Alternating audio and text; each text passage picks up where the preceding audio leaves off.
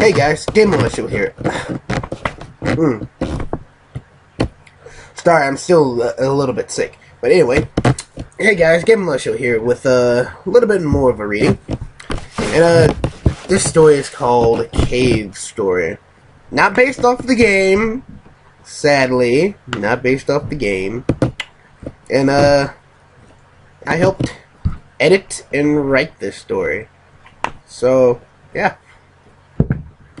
If you want to go read ahead instead of listening to me talk and read it, then go check out Groupie Gatalo on Film Fiction. And yeah, go support him. Anyway, let's get this reading started off. Well, I'm off! Yells an excited, silver-haired boy who runs out the front door of a small house near the edge of the woods with a red backpack bouncing about on his back. The sun hangs high and the wind blows coolly, bringing the fresh scent of the nearby body of water. The sun beats heavily without any clouds in the sky. A woman looking over her mid-50s steps out of the open doorway with a giant smile on her face as she waves off to the adventurous boy. "Today is the day," he says to himself, barely containing the energy that wells up inside of him. A necklace of a bird bounces around his neck as the wind whips across his straight fit faded blue jeans and his red shirt with a yellow flame on the front that forms wings on the back. He runs off into the forest with only one place set in mind. "Adventure, my name is Yukon." After a long run, the boy comes to a grove where there sits two others. One is a female and the other male.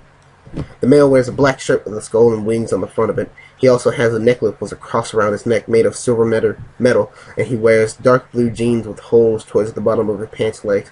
He looks over at Yukon and nods his head. The female stands moving back and forth on her pink heels with her hands behind her. She dons a pink shirt with a chain coming down it with a white ball on the end of it. She also wears a teal shirt and a white jacket over it, and upon her head she wears a white fur that has miniature eyes. She giggles and says, "Well, it's about time you finally got here, slowpoke."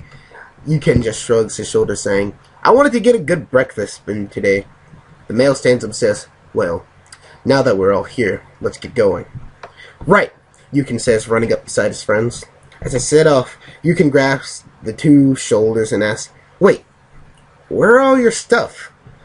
"At the entrance of the cave," the guy says for both of them. They resume their walk towards the cave They resume their walk towards the cave as they have a light conversation about what they are about to do and all their supplies. They reach the cave after moving through the thicket of the forest. At the entrance of the cave lay two bags, one in a big burlap bag and the other is a pink backpack. The two grab their stuff and head into the cave without a care in the world. Meanwhile, a pristine white horse with a white horn and wings sits upon a throne as a black stallion with his head bowed holds up a message on his head for the seemingly queen to read. "You may leave," she says with a royal Fatine voice. The black stallion stands and rolls up the message with his muzzle and leaves the room with the message in his mouth. He leaves the room as the queen looks at the Gothic-style windows depicting many events on them of ponies and a creature of some mystical being and of a baby dragon. She gives a heavy sigh and calls out, "I need a letter to be sent out." I don't have a good celestial voice. Excuse me. On cue, a brown unicorn of a female gender rushes in with a scroll, feather and ink with a brown aura glowing around them, rushes into the room. She sits in front of the queen saying, "I'm ready, I'm ready, Oh my god, that hurts my voice. "I'm ready, princess." The princess looks at one of the nearest Gothic windows and says, "My dearest Twilight Sparkle, I have an urgent quest of you." Human world. "That's a long slide," Yukon says, giving a long whistle. "What are you, afraid?" the guy says, pushing him a little towards the steep slope leading down further into the cave from the entrance. "Of course not, Sumedi," Yukon says, turning towards him with an angry look. "In fact, I'm going first." At that, Yukon turns and jumps onto the slope and slides down into the darkness. Sumedi smiles and calls down, "How's it looking down there?" No reply. Smitty slugs and slides down behind him. The girl follows in pursuit. The slide takes longer than expected, and then turns into a fall. They scream out of fear and slam into the ground below them. The girl has a lighter fall, having fallen on Smitty. Smitty groans for her to get off of him as Yukon laughs at them. The girl quickly gets off, and Smitty quickly gets up, saying, "I could kill you, Yukon." "Yeah, I know, but you won't," Yukon says, rubbing the back of his head with a wide grin. Well, I guess we know why people who come down here never come out," the girl says, looking up the wall, up the wall to the slope that led them to this. They couldn't even see the cave entrance from where they were, just complete darkness. A switch is heard, and a light shines, giving the girl a shadow on the wall. Yukon moves his flashlight around and says, "Alright, get your flashlights out. Adventure waits for no one." Two others follow suit in getting out their flashlights. In front of them lies 3 different tunnels, just scroll down more, of the way they could go. "Well, looks like we could go all together one way, or separate and go our own ways," Yukon says, looking down the right way with his flashlight that proved to be futile at seeing what's down it. The 3 look at each other and begin to converse over it, while at the same time 3 others were going through the same situation, the other world. "Now, hold your horses, lass. What's got you more worried than a squirrel getting ready for winter?" Orange Mare says, sitting at the table accompanied by 2 mares with wings, 2 with horns, and another regular horse just like her. "Now, tell us about this mission Celestia got us going on again." The purple unicorn takes in a deep breath, and calmer than before, begins to speak. "Well, Princess Celestia just got a report that 3 fillies, one an earth pony, the other a Pegasus, and one a unicorn, have been reporting and going into the cave north of Ponyville called the Cave of the Cutie Marks. And by the way it seems that it would imply that Apple Bloom, Scootaloo, and Sweetie Belle have gone into that forbidden cave." The rest of the mares gasp in surprise with a clear explanation of the situation. "We've got to go save those fillies!" The white unicorn yells, stomping her right... Okay, I can't do female voices, okay? So you're just gonna have to suffer through what I say. Yells, stomping her right hoof on the table. They don't... Shit. I can't do it! They don't... Give me 1 second. "They don't know what kind of trouble they're getting into!" "Oh, my," the yellow Pegasus says, looking at the orange mare who has her head down and clutching her seat with her front hooves tightly. The blue Pegasus flies up yelling, "Well, what are we... Oh my god. Well, what the hell are we doing here? Well, what the hell are we doing here waiting then? Let's go and save them!" "Wait!" Twilight yells, calming her friends down a little. "There's something you should know also. The rumors of the cave. They say if you go in, there's no way back out. The cave is said to be the birthplace of all cutie marks, a place even Celestia wouldn't tread. Not much is written down about the place. Most of the history for it has been lost." The group rustles around, murmuring things to themselves. "Well, that's just stupid," the blue Pegasus says, still flying in the air. "To every entrance, there is an exit, so every book you read is wrong." The purple unicorn's right ear twitches in irritation, hating to be told she was wrong. "Rainbow Dash, I assure you, books are not wrong," the purple unicorn says, looking her flying friend dead in the eyes. Girls, focus, the yellow Pegasus says in a shy tone, touching the purple unicorn on the shoulder. "Anything else we should know, Twilight?" "Well, other than that, there's nothing else I can say. No other data about what's inside the cave can be found," Twilight says, shaking her head. "Well, does that mean we don't go after them?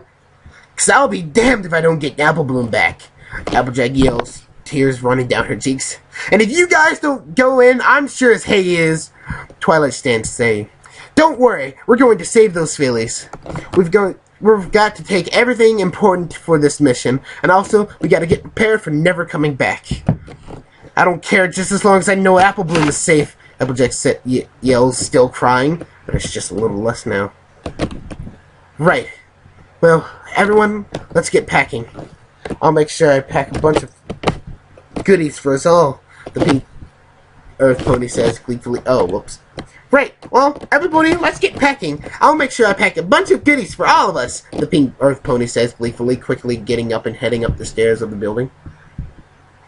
The friends separate after walking out of the establishment that looks similar to a gingerbread house.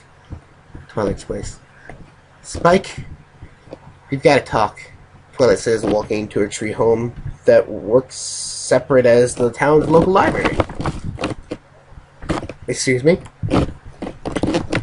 Okay, what is it, Twi? Says a purple dragon that has green spikes going down its back and tail. Twilight looks around the library that holds so many memories that she's shared with a lot of ponies. She smiles and says, well, Spike, pack your things. Spike cocks his head and asks, why's that? Where are we going? On a rescue mission. And I'll explain on the way. Just grab everything that you really want with you when we go, as well as for the mission. Spike follows Twilight to their room to see her packing assorted things into 2 large bags, usually made for moving ponies. Twilight levitates a doll of a horse towards her, where she places it in her right bag. She levitates the bags onto her back and says, well, Spike, hurry up with the packing. We've got some long days ahead of us. Spike simply nods his head and begins looking for his travel bag to put things in. Already sounds. The white unicorn bushes in through the door and quickly heads upstairs towards her room. She enters and quickly starts levitating all sorts of items around and places them in a bag lying against the door. Don't worry, Sweetie Belle. I'm coming for you, Rarity says, running around the house with her bag behind her, packing many things with her. Remember, that's his place. The blue Pegasus flies through the air to her house up in the clouds. She quickly flies in and starts rummaging through many things she has in her house. She finally finds her bag and starts piling things into it. She looks at a picture of her mom and dad and smiles, hoping that this isn't the last time she'll see this house. I know I'll be back. Pinkie Pie's place. The pink mare hops into her room, where she stops and gives a long sigh. She looks at the window at the many buildings and the ponies that move about. The mention of the cave sparks something in her. She made sure not to let her friends know that. Sis, she says, moving things about, scooping cupcakes and other utensils into her travel bag pack. Applejack place. The orange mare runs as fast as she can into the house, yelling, Apple emergency! Quick as a wit. God, did he really write that? Quick as a wit, a well-toned red stallion walked into the room, followed by a green elderly male, asking, Where's the fire? Noticing the dried tear marks on the orange mare's face, the red stallion asked, What happened? What happened? Sue me. Honestly, sue me. No. Don't take it literally. I know Matt will take this literally. Don't take this literally. The orange mare runs upstairs, yelling, Apple Bloom is in a lot of trouble. Sis, slow down and tell us what's happening, the red pony says in a deep worried voice. Sis, slow down and tell us what's happening, the red pony says in a deep worried voice. The orange mare quickly starts packing things in her room. I know I keep doing it. Before it travels downstairs for food. Well, that was a travel. The red stallion stops her in the kitchen. Applejack, tell me right now. You need to tell us what's going on. Applejack begins to explain what happened as she packs the food and other things she finds of use in the kitchen. Never come back? Well, that's unheard of. Never come back? That's unheard of. I'll pack my things, the red stallion says, walking towards the steps. No, don't, Big Mac. You two need to stay here and watch the farm. Apple Farm still gotta be taken care of. We'll come back. I know it. I knew it. Sorry. Applejack says, walking towards the front door. She walks up the house, keeping forward for Ponyville. But mutters where the others two can't hear. I hope. So, how long did that take? How long was that reading? 14? Okay. I'll just do 2 readings. Because honestly, readings don't take long to upload as much as other things. So I'd rather do like a continuous reading than I would like a continuously watching something or playing a game. At least in my opinion. Anyway, 6 mares stand at the edge of the Ponyville in front of the crowd. They wave off to them as they head off to the cave. They reach the entrance of the cave by nightfall and look down into the cave. I can't see anything, Twilight says, making her whole globe brighter, trying to see what's down the cave. I don't care, let's get going, Applejack says, galloping into the cave. The flying blue Pegasus flies in after, followed by the white unicorn, then Twilight and the yellow Pegasus. The human world. Alright guys, we'll split off and meet back here, alright? Yukin says, walking forward down the middle path. Alright, try not to get yourself killed, Sumete says, walking down the right tunnel. Right, the girl says, going down the left tunnel. Middle path. With a giant grin on his face, Yukin walks down the tunnel, looking each and every way he can. I really don't even see why this place is told so badly. Only downside is, we can't get out, he says, shrugging his shoulder. After a few minutes of walking, he comes to a door inside the tunnels. A door? Down here? He touches the door and feels a cold shiver go through his body. Something pulled him to open the door. Something inhumanly. He backs away from the door instantly, feeling warm again. There has to be something behind this door, he says, putting his flashlight as weight and turning it off. Light emits from within the room, dimly eluding the tunnel a bit. He takes off his bag and quickly rummages through it to find his 4-inch sheath knife. Alright, I'm ready, he says, putting his bag back on. He grabs hold of the door handle and clutches the knife tight in its grip. He opens the door fast and sticks his knife out ready to attack. What he finds is something worse. Oh, God! He says as he looks at the array of skeletons mounted on walls, half-decayed bodies of things inhumanly laid draped on wires. Flesh hangs from the walls like someone would do posters, and a large controlled fire holds on the left side of the room. Holds many different creatures and rest on spikes burning away, filling the room with even more of the rotten smell of death. He drops his knife and looks around the forbidding room. He turns around and drops to his knees, vomit threatening to spill forth. He clutches his stomach, shutting his eyes, wondering who or what would do something so horrible like this. He shakes his head and quickly gets up, running back to the entrance to find the others and tell them about the horrors. He keeps running and comes to an opening with a giant hole in the ceiling. What? This wasn't... He looks around to see the 3 tunnels around him. One to the left, the other to the right, and the one behind him just came from. Oh no, this is not good. Somebody walks down a long tunnel looking alongside the wall for any traps. After a bit, he notices a glow at the end of the tunnel. He turns and keeps the flashlight close to the ground and starts to approach in a crouched manner. He goes up against the right wall, feeling for any switches of sorts and watching for stepping panels. The light dims as he gets closer. He finally reaches the origin of the watch. It seems to be a crystal ball of sorts. The ball seems... Oh, give me 1 second, guys. Mal! The ball didn't seem to be getting any light from any source of any seeable. The ball didn't seem to be getting any light from a source of any seeable. Is it coming from within? He asked himself, touching the crystal ball. At the touch, the orb bursts with a green light surrounding him in a bubble. He looks around, letting go of the crystal. The bubble disappears with a flash and soaks back into the crystal. Great treasures indeed, he says, staring at the mystical ball. He takes a hold of the orb and lifts it from its pedestal. He walks forward with the orb, and the bubbles follows him like a protective shield. He opens his rucksack and places the orb within for later use, if needed. This sure is hell gonna come in handy. A door opens in front of the pedestal, leading down further into the tunnel. He smiles and walks towards the forbidding hole in the wall, ready to find more treasure within this forgotten place. Elsa. The girl walks down the tunnel, humming to herself a song she just heard off the radio. Shoo-be-doo, shoot-shoot-be-doo. The sound of trickling water catches her to the left as she comes to a fork in the road. Her eyes twinkle. Okay, wait, hold up 1 second. That was literally the song she's humming. This would be a horrible time. Just the irony of it all, to have a happy song within such a sad place. It's a horrible thought. Anyway, her eyes twinkle as she thinks water equals crystals. She quickly heads down the left tunnel in search of the source. She runs into an open room that is dimly lit by the source of light. She sees drops of the water dropping down on the ground. On the ground lies where the water used to be. She shines the light up to see if crystals have formed, but what's up there is nothing but bodies. The bodies lay spiked on the stalagmites, blood dripping from them as some of them look just like they are freshly placed there.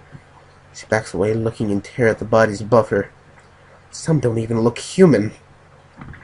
What the hell? She screams, slipping in a blood pool behind her. She slams the back of her head into the ground below her. She stands up a little dazed and bleary-eyed from the fall. She turns and goes for her way out to find that there's no tunnel behind her. A voice chuckles out in the darkness. "Welcome to my parlor. Set the spider to the fly," the voice says, sending chills down her spine, almost like a hand was rubbing down a ponyview. Twilight lands with a thump beside her friends, other than the two Pegasi that flew down with her. Twilight and the others stand up and look at the dark, conceding dark tunnel they flew through after the entrance of the cave. "I can see why they say ponies can't make it back, but me and Flutters here can," the blue Pegasus says, flying up through the darkness before shortly coming back, flying down at her friends. "What?" she says, looking at her friends with a weird look. "What is it, Rainbow Dash?" Twilight asks, a little worry in her voice. Rainbow flies up multiple times, each time coming back to her friends before yelling, not a burp. "I can't get out!" "What do you mean you can't get out?" The brown mare... Whoops, that's a mistake. "I think he meant orange. When I try to get out... Maybe orange. When I try to get out, I just turns me around in the darkness. I know I'm flying straight up." "Dear Celestia, something ungodly is going on here," she says, grabbing her elbows. Or what you can describe as elbows on horses. "Don't worry about that, Rainbow Dash. We'll figure out what's going on down soon enough." "Right," she says, flying low to her friend with the yellow Pegasus. The group moves forward, sticking close as they walk through the tunnel. Seems pretty straight for Twilight says before it comes to a three-way split. "I reckon we should split up," Applejack says, moving forward towards the middle path. "It'll be easier for the girls and we can just meet back up here soon after." "Right. Me and Rayleigh will go right. Me and Flutters will go right. Left." We really need to go back and edit these stories. "Me and Flutters will go left," Rainbow says. "And I guess I'm going with Pinky." The friends split apart, promising to return to each other. Well, that was the first two chapters of the cave story. Me stumbling a bit with my words and realizing that I missed a couple of grammar mistakes. Spelling mistakes. Yay! Anyway, the next chapter is called Insanity. So, just get that to look forward to. I'm actually gonna, finish reading whether this actually, gets good views and likes and comments or not. I'm just gonna keep reading this until I actually finish it. Because, why not? That's why I'll at least have, me reading my own story aloud for, other people, I guess. Anyway, if you like this story, please leave a like down below. Leave a comment about it. Share it with your friends. Go support the official release. And I will see you guys in the next video. Maybe. Join the Wolf Army. I'm gonna say that in the last video.